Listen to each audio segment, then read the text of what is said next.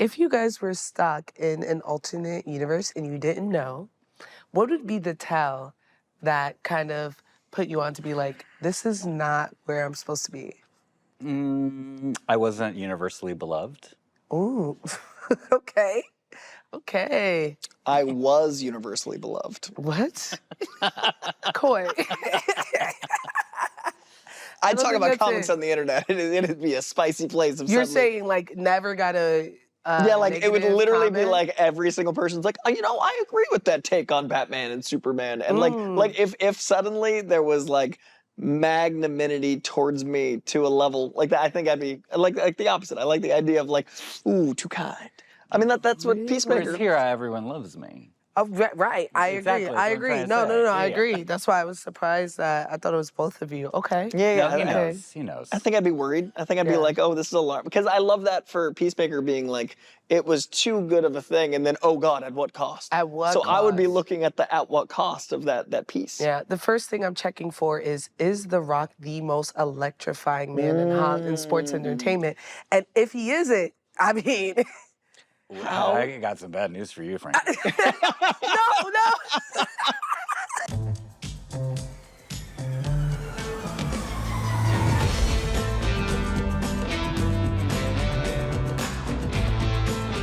Well, welcome to DC Studios Showcase. We are at the season finale. This is the last time this season I'll say I'm nerd commentator Frankey Smith.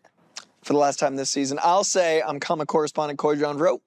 And I'm entertainment journalist Tyler Coates, which I'll probably say at the end. Again, Yeah. this is the last time I'll open saying We started with a lie. We started with a lie because apparently this is not the universe we're supposed to be. Yeah. Today we're covering episode 7 and the season finale of Peacemaker. And then after that, we will have a reflection period of our first season here at the podcast, right? You know, I did that whole rant about the CW and how they don't have long seasons. And we managed and we're, I think, blessed to have such an incredible, long, full season. So it's a lot to talk about. We can give some behind the scenes and reflect and enjoy each other. I love it. Yeah. So let's talk about Peacemaker. But of course, before you go, we have to issue a spoiler alert. Oh, yes. Spoilers? I know you've made it this far. I assume you've already watched the episodes we're about to talk about, but just in case,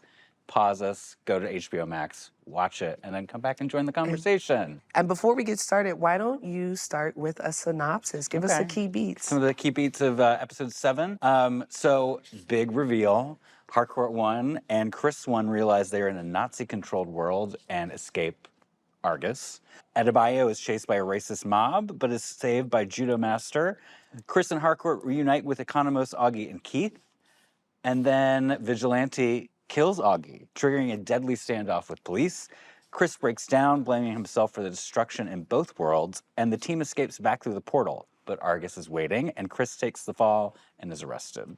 So, I mean, that's a ton in this first episode of the two. A big moment for me is that when we confirmed this was fully, like, we had the flag at the end of 6, but when they were talking about, like, how did I not notice? Then they just panned over to the giant portrait of Hitler to, like, really lock it in. Because we were wondering, I mean, at least I was, at the end of 6, like, had we missed something giant? And it was nice to know that, like, they had saved that giant reveal for full confirmation. This is actually from the comics. There's an Earth called Earth X. So this is canonically a thing where at the end of World War II, the Nazis won. And one of my favorite things about this storyline is it was written by a icon of comics, Lynn Wein, who co-created Swamp Thing, who co-created Wolverine, wrote this story. So one of the biggest writers in comics had this story that is terrifyingly topical. I loved the reveal last episode on what this world was. But what I loved even more about that was, yes, Leota was the one who really showed us that this was a Nazi world. But when she was pressed about it by Judomaster, she immediately defended Chris. I can't believe Chris thought this was the good dimension. For that piece of shit, maybe it is. He ain't a piece of shit. Jingoistic garbage person with a musical taste of the next door bully from Toy Story. Listen, Rip. I thought the same thing about his musical taste at first, but you ever listen to Annoy Rocks? No. Man, they're pretty incredible. Cruel Intentions, Hardcore Superstar. He turned me on to a lot of beautiful stuff. I just had to open my mind up a little and get past the parts that were cheesy. But that's what Chris is like. You just gotta open your mind up a little and get past the parts that are cheesy. And then you find he's about the sweetest guy there is. She was like, he's not that type of person, right? He probably didn't didn't know, notice. basically, yeah. Yeah, and I think to your point when we talked about the other episodes, it's because that world was made for him. Yes, he's You know a what white I mean? man. He's not checking his privilege every day, so Yeah. he didn't notice The- that and he's living in a Nazi didn't- America. He didn't outwardly see injustice in front of him. Right. And so why would he proactively look for it? Like, what's wrong here? And I think that's a very strong commentary to people who are privileged and how they don't realize, you know, things that are going on. I myself have a friend who's handicapped. He's in a wheelchair, and I never realized how difficult it is to navigate in the wheelchair until I went out with him. And I was like, oh yeah, these are just 2 steps. And he's like, I can't go up 2 steps. And I was like, whoa, there aren't ramps everywhere. But beyond that, I'd never been galvanized. I've never even looked to see, like, are things wheelchair accessible? Right. You know, and I felt like it was very similar. I also think it's really important for this type of commentary in this medium, not just television, but like comic book television.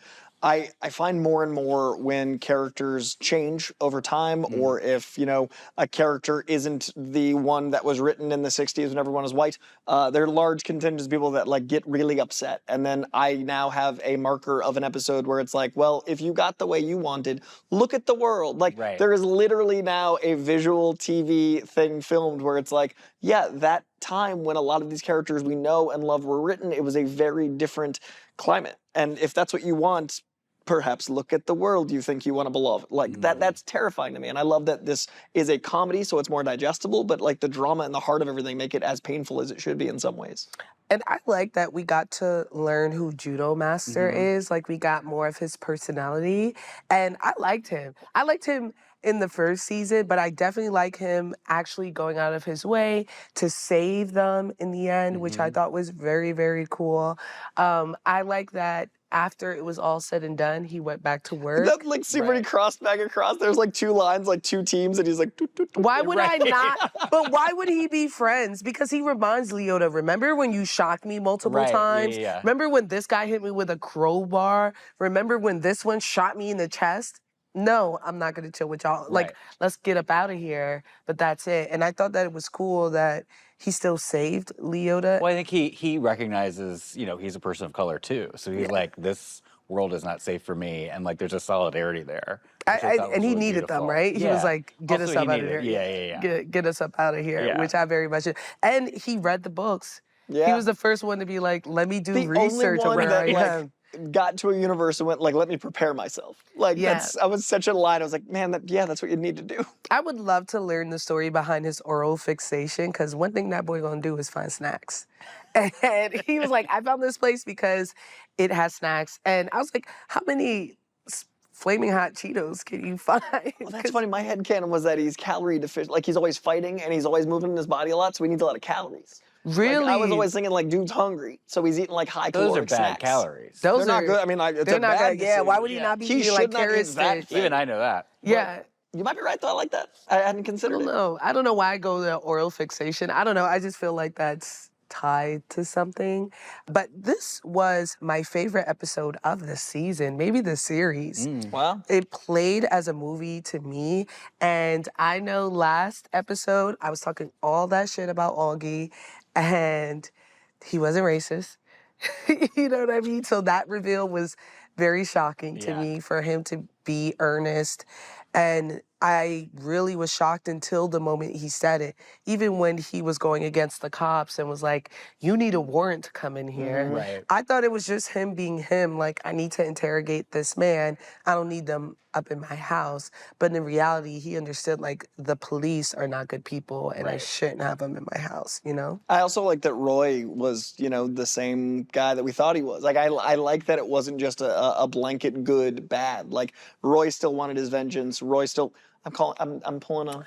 Oh, Keith, I just- that's my. yep, For those I of you just at hurled. home, I, he's calling him Roy because I, in my notes that I Yep. shared with them, called him Roy because he is Roy in The Office. I was like, who are you Yeah, talking so- about? said it 3 times instead of And we'll go over this in the reflection, but I share my incoherent notes with these two before we do every episode, and I never call anyone by their names. I've called Red Saint Wild, Merle from The Walking Dead, and I consistently called Keith Roy. And I just I'm fell into so it. I visualized sorry. the notes. Keith, I like that Keith was still the guy we thought he was. I like that just because Augie was not bad in one specific way doesn't mean he raised his kid right. I like that there was still a commentary on like that one thing doesn't necessarily make you a good person. And I thought it was really interesting to have that with the portrait and that moment of like who his dad was in this universe. And I really just looking at who Chris sees himself as now because of all these ingredients. But I really liked that Keith was still in a direction that was like problematic. And now we've got a potential season 3 villain. Was Keith problematic? Yeah. He murdered my brother and then pretended to be him. Yeah, but Keith was Chasing a out of bad Bayo person. and, you know. He did chase her Yeah. for a little bit. Yeah. I thought he was like chasing her because he was like, she's part of the people. No. Didn't look like a tag. He said, game. why He is was it? like, this is a bad person. Yeah. He wasn't Ah. playing like that. He was a bad guy. Yeah. Okay. Totally I got bad it. guy. Okay. Bad guy. So- Okay. Again, Chris just doing a cute, rom-com level mix 'em up. Impersonator. Yeah, no big whoop. No Keith, big whoop. Racist, And horrible look at- person. And look what he did. He destroyed everything in his wake. And I mean, we'll talk about it when we go over episode 8. But one thing I found interesting, I know I mentioned it the last time we were talking about it, but I was like, I thought that Chris would be the one to have to murder his father and his brother. And I think it's so much more cruel for him for his newfound family to be responsible for it. Before in the green room, we had to check, or at least I ran the tape back. And 2 things I noticed. Vigilante 1 always leads in the fights, which is very cool because he's like, this is your fight. And Vigilante 1 is the first one to jump in and immediately go to kill Augie. In both instances, he has to grapple with this newfound family that he has fostered to killing his dream family. Yeah. Yeah. Wait, so you're sure there are 2 vigilantes? You're sure it was Vigilante 1? I'm like 90% sure. When the scene starts, it shows that Vigilante 1 is the one leading, but also thematically, I feel like it makes more sense for it to be Vigilante 1, especially when we have that very gruesome scene where they're all stabbing Keith. I was going to call him Roy. I was going to call him It happens Roy. really easy. But, even though I feel like Vigilante 2 would have more of a reason to violently attack Augie because he doesn't like him. Right. And then he considers him his nemesis. I feel like thematically, and that's James' bag, it would make more sense that it's Vigilante 1. It causes more turmoil. It causes Yeah. more of a conversation. But it also, in season 1, he was the one that noticed the weakness. Like our vigilante. So that being, a payoff later for that weakness being what he utilized to take him out is important, I think. Oh, like he automatically knew. Like he would be the one to know how to take him out. Like I don't know if vigilante. He didn't have a mask suit on.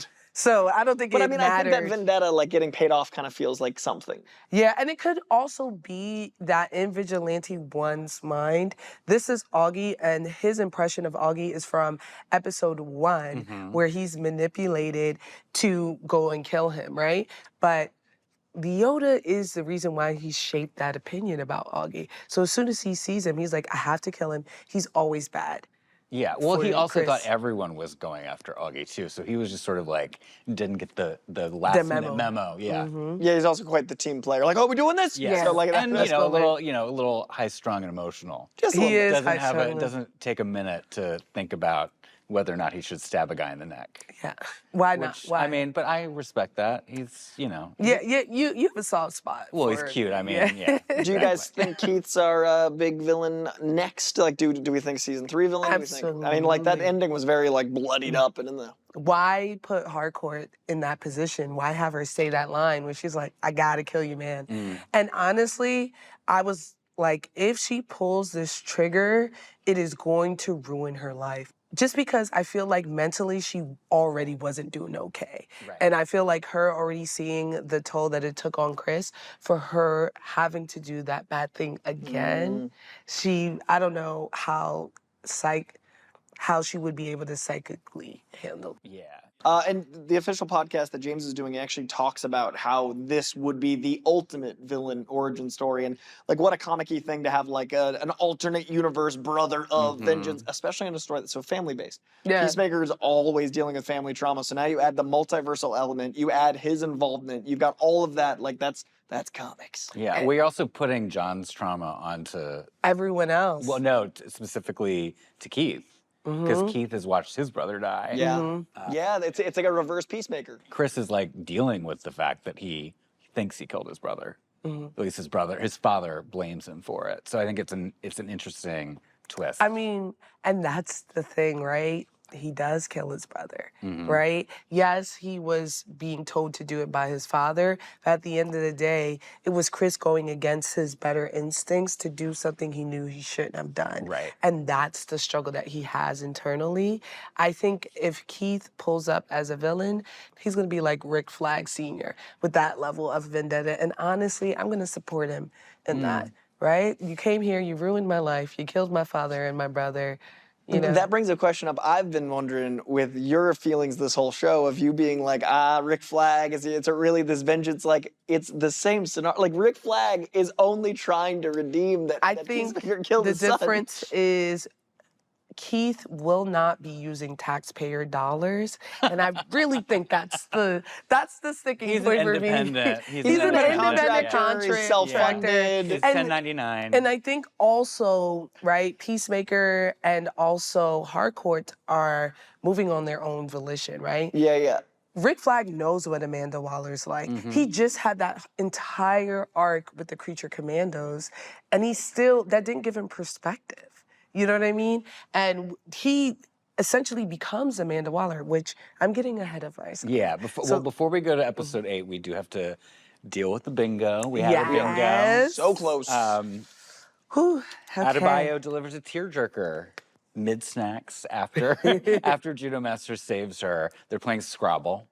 Not Scrabble. And you said it so well. And she basically comes to Chris's defense, and she's like, yeah, you guys have a beef, but he's actually a pretty good person if you get to know him. Yeah, I love that I've incorporated Yeah. beef Did you into have your that one? vocabulary. I did list Scrabbles in the vocabulary. Now let the record show I am one away twice. I have. We all I'm are just away saying. twice. Three. Oh wait, Yeah, three. I'm three. I've got 3 options to win here, and that's I feel good. Me too. I have Okay, 4. all right. This is a very intricate. Yeah, no, bingo. I'm seeing all the possibilities.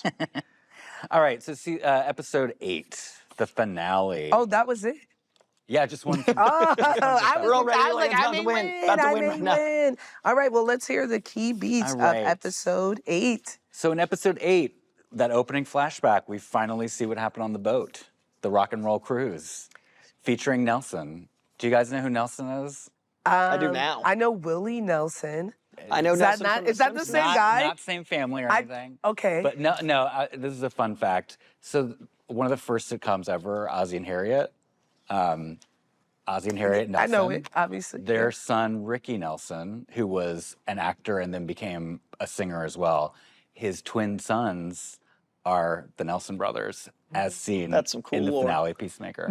I was going to ask, was that actually Nelson who made that appearance? Yeah. Yes. I think there's a really good behind the music about them. Really? I miss behind the music. We won't talk about it, but yeah. Cool. So anyway, we see Nelson, really important cameo.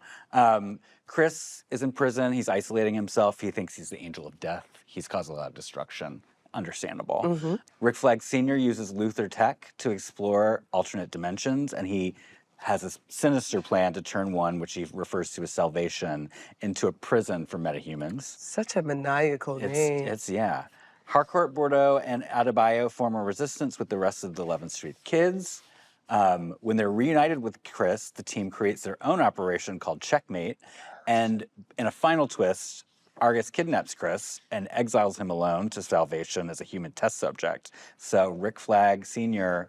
ultimately did get his revenge on Chris. So we see a little bit of Rick Flag's I mean, it's kind of unspoken, his arc in Superman, Yes, yes. which it really leads into this. I feel like that's the biggest thing where Superman leads into I still, Peacemaker. honestly, I think getting all that context and then seeing what he becomes in this episode, he went from like a butthead to like a big butthead. You know what I mean? What an arc. Because it's one thing to have beef with Peacemaker and want to ruin his life. Go have at it.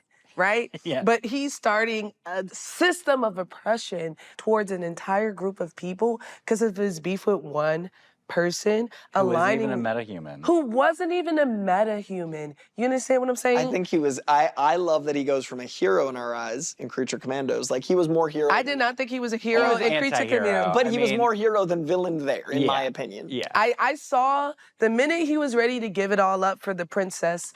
But I'm talking episode 1. I'm talking his art. Like I'm when we meet him, it's more heroic than villainous. And I love that with just a show, a movie, and a show, we've gotten a full transition that we've Yeah. gotten to live through. Now, like you need those 3 ingredients, but even each of those ingredients, you get to see, like you're about to describe, the moment where you're like, I don't know. That's one arc, and then in Superman we get to see this, and that's really cool to play the long game, like serialized comics. Like you get to have that with this one character. Yeah, I mean, you've said that you know his evolution maybe doesn't track, but I also don't really. I've kind of forgot about Creature Commandos in that Yeah, evolution. Like well, I he is think- having bad experiences with metahumans in that. Oh, he is having Yeah. I thought they were like a ragtag group together. They started. They Yeah, started. But even in the beginning, he was a little reluctant. But I think together they were. Well, I mean, here's what Dr. I will say. Phosphorus- I found that fight with Dr. Phosphorus as a brotherly fight. Listen. We talked about this. Violent Wait a minute. brotherly, yeah. It was violent, but they're very trained individuals. But to me, that fight seemed very playful, and it was Okay. clear, especially as the season went on, that if Dr. Phosphorus wanted to win, he would have. Right? He could have just burnt that man to crisp. But I think whoever, especially after the events of the Suicide Squad, whoever decides to align themselves with Amanda Waller, who in this universe is not an anti-hero, is not someone morally gray. She's the big bad wolf. And he willingly joined her team. But we got to see the context of what led to that, which is different than most mediums, Yeah. right? Like what I'm saying is so interesting is, say you just watched Superman and you hadn't seen Creature Commandos. You'd meet a guy that's working for the government and he'd probably have some assumptions about him. Yeah. But if you watched Creature Commandos and Superman, you'd have different assumptions. If you watched all 3, you'd see a full journey. And I think that's so much like life. And why I love these stories is if I meet someone in their like preppy phase, like I wore Abercrombie in high school and I hid my Spider-Man shirts. If I then met me in college and I was like in my hippie stoner phase, I would be like, what a crazy arc. But then if I knew me the whole journey, and now that I talk about comics and I love going to the gym and I try to be like someone that protects the planet, you get to see the whole journey of like how I got there. But each of those stories is so important. And I love that we get that with a character like Rick Flag, with an actor like Frank Grillo.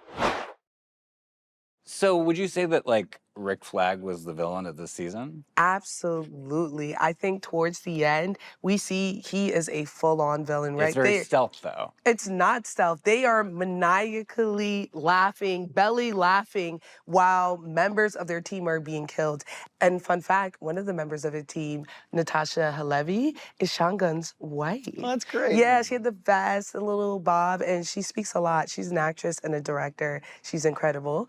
But I wonder, do you think that he is worse than Lex Luthor? Rick Flag?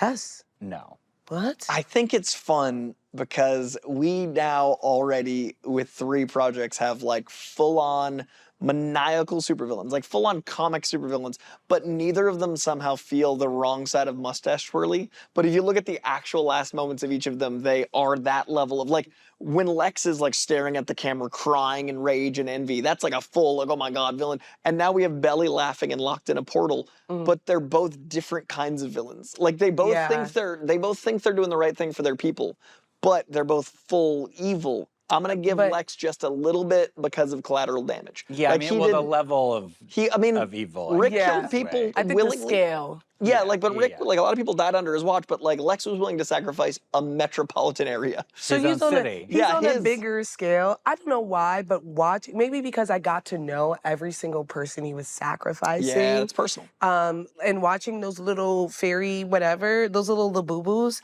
like bite off that guy's face.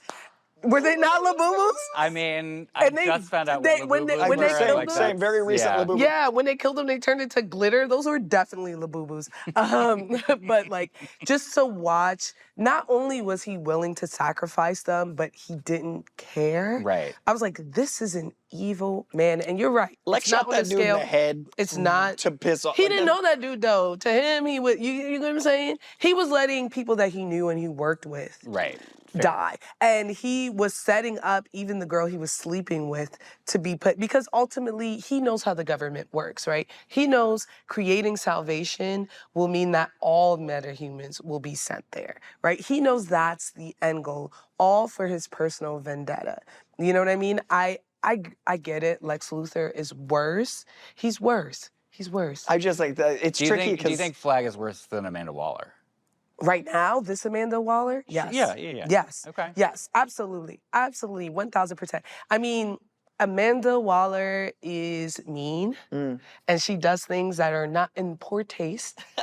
But actually, I feel like he is like Amanda Waller in a comic book arc called Absolute Power, where she does something very similar. Her entire goal is to eradicate metahumans and superhumans because of fear. But at least she has more of a reason. He does it because he has his own personal vendetta. She's doing it because she feels like she's protecting the world. And I think that's a key difference between the two of them. He's not doing it to protect. He's doing it because he personally has an issue. Right. I love that in this conversation, the three full-on supervillains that have different goals, but I can understand where they're all coming from as evil, like, obviously, but, like, they've been written to a point where you're like, I get why they would do that, and the end goal is so terrifying. Like, that's such a beautiful, and, like, we haven't killed any villains. We get to have these, like, be, like, these long arcs like they should be. Yeah. That's really exciting. Well, let's move off of this big butt head and go to Peacemaker and his arc. Yes. Yeah, so he surrenders and honestly gives them all their job back. Yeah, I thought that was really beautiful and noble because with season one, you know, Chris is definitely selfish and he's not a team player. And then we see him be like, they did the right thing. Like, that was such a Right. beautiful moment. It was so simple, but like the right thing to do. But it's so much like personal guilt too that's wrapped up in that he's like, he's kind of depressed. I would be too, though. Yeah. I would be too as well. I feel like I understood why he felt like the angel of death. And I mean, Leota. Daniel Brooks had 2 scenes in which I was like, she deserves, honestly, an Emmy for it. The first one was when she finally decided she needed to divorce her wife. And just her being like, we cannot provide the life that each other wants. Yeah. And how sad it made her. And then the next one was when she spoke to Chris and convinced him to come back. Chris, listen to me. Every time someone around you dies, it's because you're not listening to yourself. Your father told you to fight your brother. You did. Waller told you to kill Rick, and you did, and you knew you shouldn't have gone to that other world.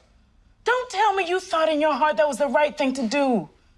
But when you are truly who you are, Chris Smith, what happens?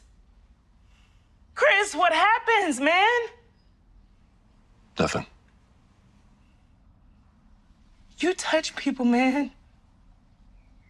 I believe in miracles because of you. I saw an eagle hug a human. She was like, listen, you are not listening to your own morals. You're not listening to yourself, and that's why you're in that position. And that's why earlier when we were talking about, you know, him feeling like he killed his brother, at the end of the day, he did. You know what I mean? He was too young to really have that discernment, so obviously, like, it's not all on him. But at the end of the day, he was the catalyst for his death. Right. And that set him on a path where he felt like he had to listen to orders, even when he knew it wasn't right, you know? And it's unfortunate. And honestly, I think it's commentary on being a soldier. I think it's really interesting. Like, choice is a key factor in all of these, you know, hero narratives. but his is coming from such a dark place. It almost feels more painful because like the lightest light he had was on the boat, which we did get to see this episode. I know. But that was kind of thrown in his face at all times. And like all of his best moments are like seeing the version of himself that he didn't ever get to be. And then the girl that he loves, like not returning that. Like there's just so much pain in even his best day. Yeah, I will say I understood. I've been talking shit about Harcourt this entire season, and then when I saw him, not even in the boat, in the Big Belly Burger. Yeah, I it's so said, good to see Big Belly Burger. Yes, So I have a good. video where I pretend like I'm from Gotham, and I'm like Keith Lee rated Big Belly Burger too low, They'd be and so I was happy so to see that. upset. That's But great. I love that. I just feel like I understood from that chemistry and that conversation, from that altercation that she almost has outside the Big Belly Burger, that I was like, I kind of get it. And I felt so bad watching it for me giving her so much slack for, getting close to Chris, because the entire way he handled it was incredible. There was an altercation. He watched it happen. He gave her the power to de-escalate it. And when he saw it was about to escalate, he came in and he used his body. He knew he was going to intimidate that man. And when she started to be upset about it, he was like, I'm worried about him. Yeah. I'm not here to make you feel small. I know and I respect you and I know that you're dangerous. And I was like, how emotionally intelligent. I was like, I would give up. I would maybe push my morals to the side, especially if you took me to see Nelson on a boat. You would get that excited about big. Respect? Yeah, I love respect. I love respect. The You love bar is in respect hell. in The bar's Nelson. in hell. You're not dating heterosexual men. It's Fair, awful. It's fair. awful. The bar's in hell. But I think between that, 8 shots, and a live rock show. Respect, 8 shots, live rock show. In that It order. just keeps on. And then John Cena, throw that in there. And John, I mean, I think John- that's yeah, good near the top because that's the Well, first. Chris that's was when he's- bisexual, so maybe you're just looking at the wrong guys. Wow. Wow, whole time. Epiphany. It's big the moment. friends you make. Oh, no. But I do think those 2 moments we just talked about, like that scene with Chris and then the moment where he like really makes sure his friends are taken care of, that's the biggest transformation that you could have from season 1. Yeah. Like that is such a beautiful journey over 16 episodes and every bit of him being different. And all it took was the death of his family again. That's You win all. some, you lose some. All you had to do was die, Yeah. But I got to talk about a very important moment for me as a nerd. Yes, I Checkmate. know. I was just gonna say. Checkmate. Oh, yeah. I'm like I've been holding it in. I'm so like that was such a big pop for me. I'm so in wrestling So terms. such a pop. explain Checkmate. Okay, so Checkmate is the biggest spy organization in DC Comics. It's a very big foundational element that kind of weaves in and out of years and years of continuity. And I could do a 20-minute monologue, but in brief, I see the potential of this being what I love that James Gunn does, which is subverting good into bad and bad into good. Yeah. So right now, it is a spy organization to take care of people, but anything with power can be corrupted. There are storylines down the road where like one of Batman's spy satellites get taken over because Maxwell Lord in the comics is running this organization. We've met Maxwell Lord. Like it'd be cool if maybe we get the billionaires at war with each other and one of them wants to take on a spy organization, use Batman's satellite. Like what I'm saying is the potential of Checkmate is kind of universe altering. So I like that this is a big seed planted and it feels intentional and there's a left comic lore to make it a potential game changer. Especially since Leota is the one heading it, you know? I think that there's been so much about her arc that says, I'm not Amanda Waller, I'm not my mother, but I still think there are hints that she could potentially be corrupted. And for me, the biggest one is the way that she manipulates Adrian, not once, but twice. Yeah. In the first season, she does it to convince him to kill Augie. And this is before she plants that notebook in Peacemaker's trailer. And the second time she manipulates Adrian, it's not only to convince him to post bail for Chris, but then she convinces him to use all of that stolen drug money to fund Checkmate. She's willing to do anything. And that is the mark of someone that we might find out, you know. And I think that Daniel Brooks has the range to really see her go full Rick Flag. Because that's my barometer. You I guys love that my favorite character for Creature Commandos is like your ultimate, like that bigger button. I knew the second he put booty over the mission that he was not to be trusted. Sometimes you gotta go booty over mission. You sometimes, not I'm when just- it's new booty. Ask If Austin it was Powers. old booty, you know, but not when it's brand new. He don't even know her. I was like, what are we doing here? You know, after that, he was on my list. And I know Frank Grillo is amazing and handsome and all the cool things, but Rick Flag Sr. is the He's a butthead. ultimate He's the ultimate butthead? Yeah, like, I get it. She said over Lex. Like this. Lex Luthor, all right, genocide and murder, blah, blah, blah. But like, you know, he's a bad guy that we know is a bad guy Right. that's doing it because he's a bad guy. Rick Flag Sr. is out here acting like he's good. He's out here with his muscles and his tight shirts trying to convince us that he has a leg to stand on. All right, season 2 wish list. Season 2 wish list. Frank Grillo comes in and defends his honor. I'm like, Season 3. not Rick Flag. Season two yeah, of season ours, 2 of yeah. our show. That's top of my wish list. I know we're going to talk about that in a minute. I'm putting it up there now. Is that Frank Grillo? Defend Rick Flag. That's not fair. That's your boy. I just you want- don't call him in and be like, I Frankie just been want talking dude to shit be- about you. But I love that he's so like he's got such versatility in this arc that I'm like I get how this happened and I want to hear it from him. I want you to say the ultimate butthead over Lex Luthor. It reminds me of what's his name, Harry Winkler. Henry Henry Winkler. It reminds me of Henry Winkler in Barry, where like everyone hates him, but in real life everyone loves him. Yeah, Like everyone loves the actor Yeah. Henry Winkler. That's Frank Grillo. I need this arc. I need You this need this arc. I arc. need to see it come Okay. to this. Okay, well with that we end Peacemaker season 2. What a journey. Well, at the end of every journey, there's a bingo. And that's what they That say. classic saying. That's what they say. So for the last episode, there was one bingo point. Music becomes a plot point. Have it, but not the one I needed. Wow. Look at that. Bingo, bingo, bingo. You have a bingo? I got a bingo. I told you at the beginning Yep, of this yep. that it was rigged and against all We gotta odds. read them. We I gotta got check. very We gotta close. check the tape. It What do you wasn't got? me. Let's Yeah. make sure these Well, things all actually happened. We'll What are ask the our 5? producer, Toby, if that's correct. Yeah, I think it is. So Oh, I'm sure you do. notice that I This won. was the Amanda Waller all along. Oh yeah, look at that. You're gonna take your hair off and it's like you've been bald. check and that. You're Lex Luthor this whole time. He's like, I got you. Get you, Superman. Notice I won nothing. So What? where's Oh my yeah, prize? you did promise him a mug. It's a. I did. I'll get you a mug. All right. I'll get you a mug. All right. Yeah, as a loser. I'll get You are you a owed one mug. mug. With that, I want to take some time to reflect on our first season together. As I mentioned, people don't get this much in one season.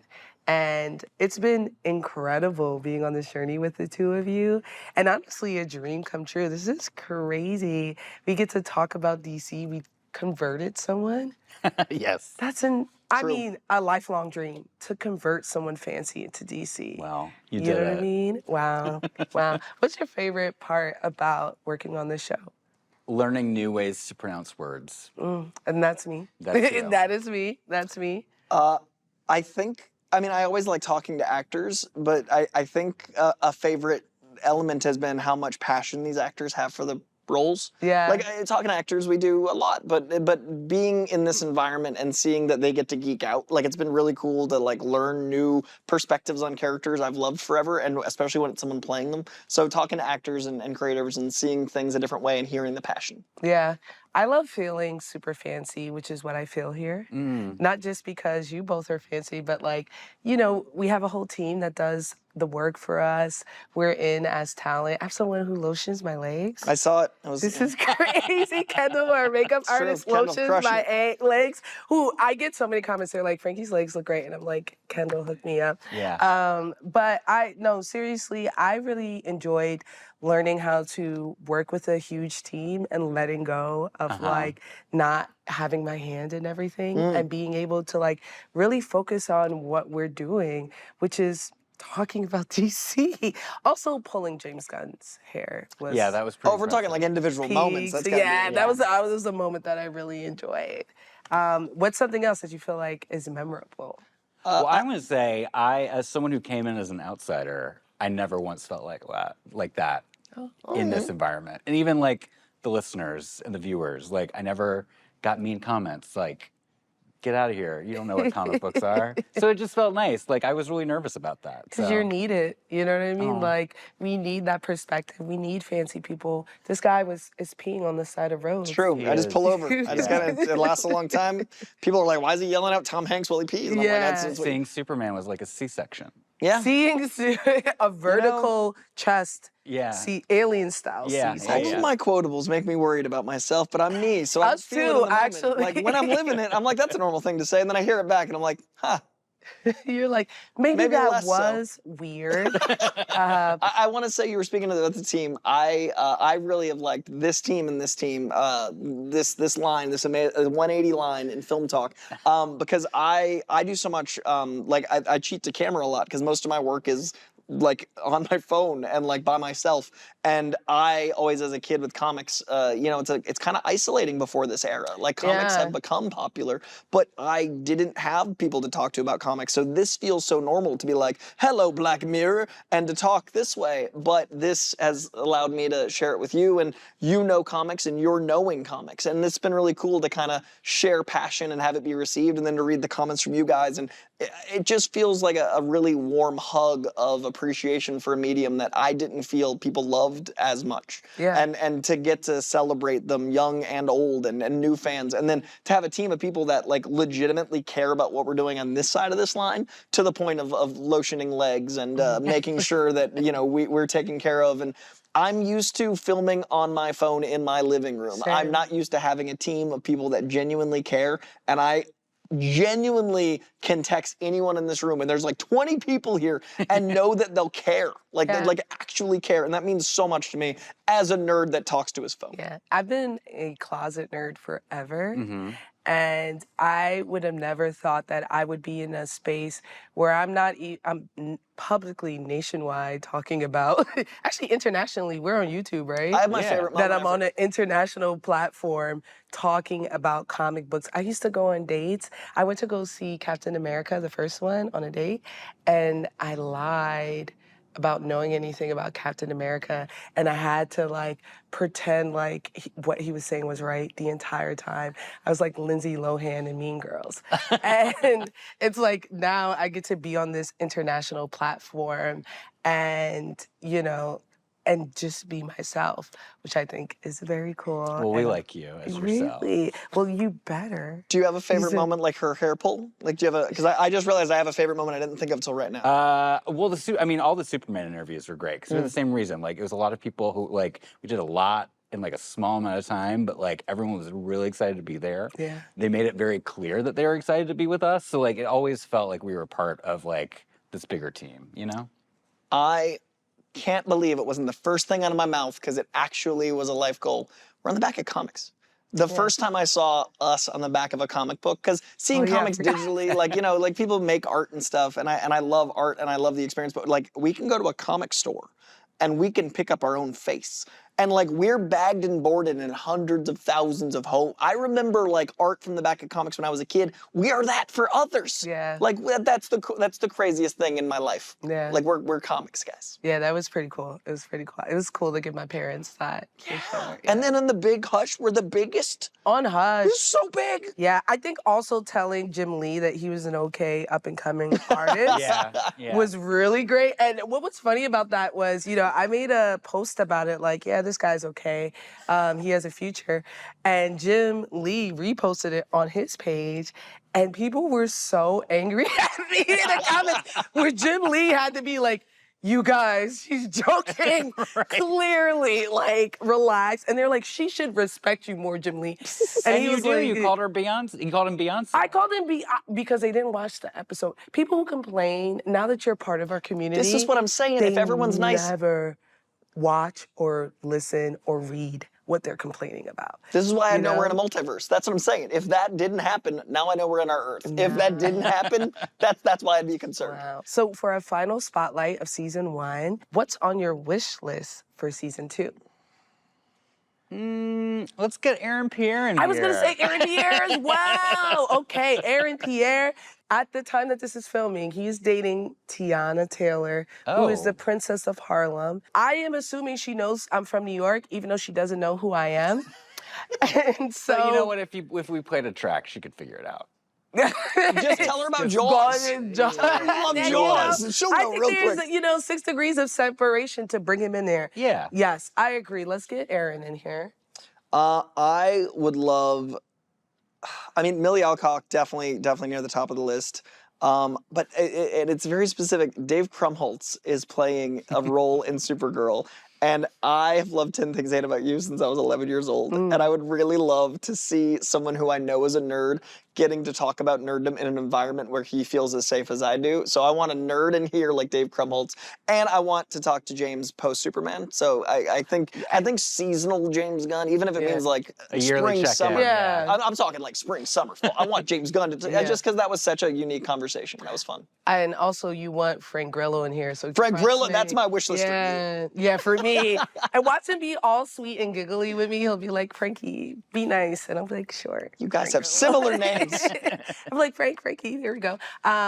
Yes, I really would love to get Jason Momoa in here. Oh, yeah? Yes, he's Lobo. He's played Aquaman, and he's in a Fast movie, which, for those of you at home who don't know, I am a Fast franchise expert.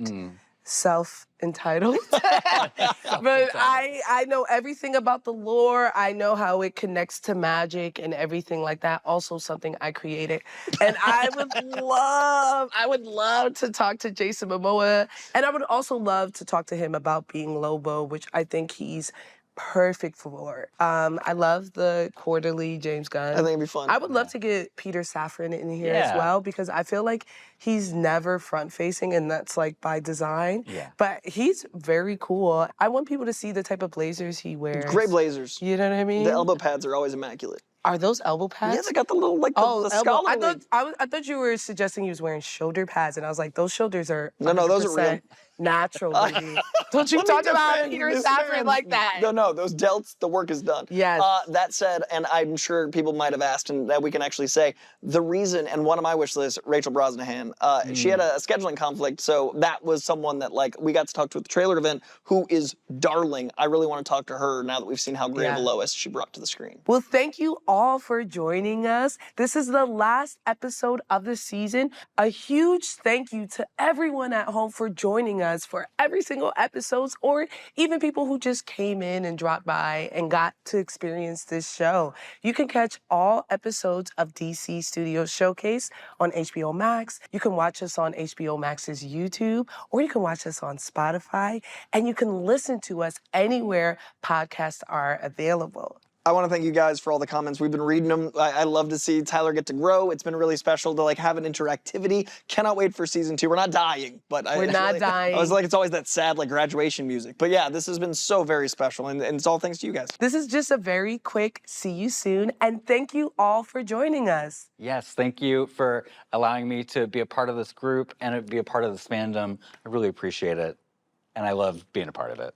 And as always, I'm nerd commentator Frankey Smith. I am entertainment journalist Tyler Coates. I'm comic correspondent Coy Jandreau. And this is the DC Studios Showcase.